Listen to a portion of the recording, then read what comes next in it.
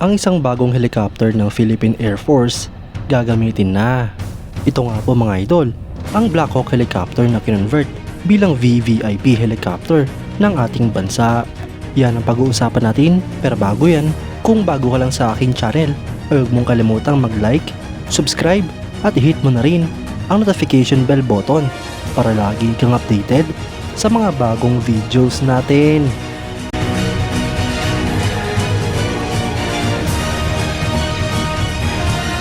Ang kadi-deliver pa lamang na brand new na S-70 Black Hawk combat utility helicopter na gawa ng PZL Milik sa Poland ay kinonvert bilang VVIP helicopter upang palitan ang existing na mas maliit na Bell 412 EP. Nito nga lang pong October 7, 2024, ang 250th Presidential Airlift Wing ng Philippine Air Force ay kinumpirma na blines na nila ang helicopter na S-70 Black Hawk bilang VVIP transport helicopter. Ang Philippine Air Force at Department of National Defense ay mukhang hindi na magpo-procure ng mga bagong VVIP Command and Control medium helicopters dahil meron na nga pong kinonvert na VVIP na S-70 Black Hawk combat utility helicopters. Mas madali nga rin po para sa Department of National Defense at Philippine Air Force na i-justify ang acquisition ng additional na combat utility helicopter na S-70 Black Hawk helicopter dahil essential nga po ito para sa combat operations at gayon din sa disasters and emergencies. Ang Black Hawk helicopter mga idol ay isang 4-bladed engine military helicopter na minamfactured Sikorsky.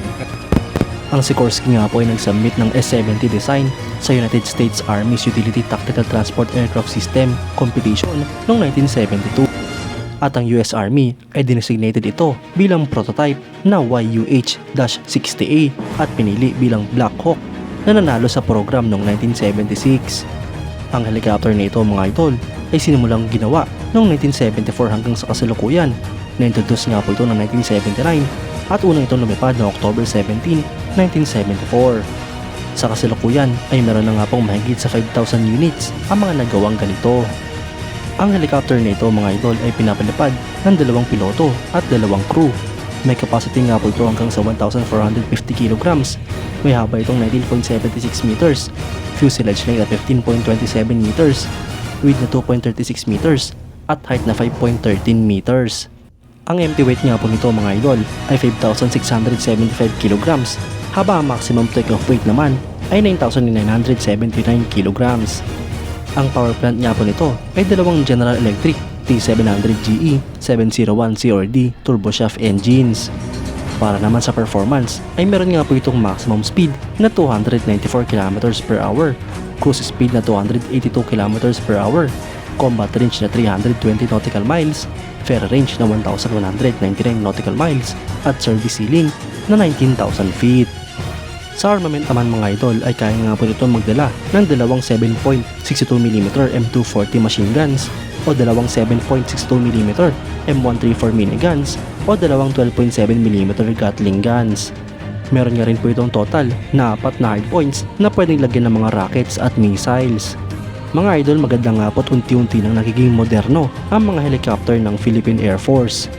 32 units nga po ang pinili ng ating bansa na additional acquisition project para sa mga Black Hawk helicopter.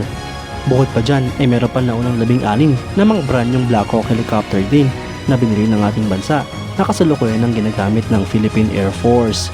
Mga idol, malaking tulong ang modernization program ng AFP dahil nakakapag-acquire tayo ng maramihan ng mga brand new at mas advanced na kagamitan. Dito nga po unti-unting lumalakas ang ating puwersa, nagiging moderno ang ating hanay at nagiging advanced at malalakas ang ating mga ginagamit na armas. Hindi nga lang po ito dito natatapos mga idol dahil marami pang ongoing at mga future acquisition project ng modernization program ng ating AFP. Kayo mga idol, anong masasabi nyo? Comment down below for your thoughts and opinions. At yan nga lang po ang pag-uusapan natin ngayon mga idol. Maraming salamat sa panonood. Huwag nyo rin kalimutang mag-like at subscribe bilang suporta sa ating channel. Mabuhay kayo mga idol!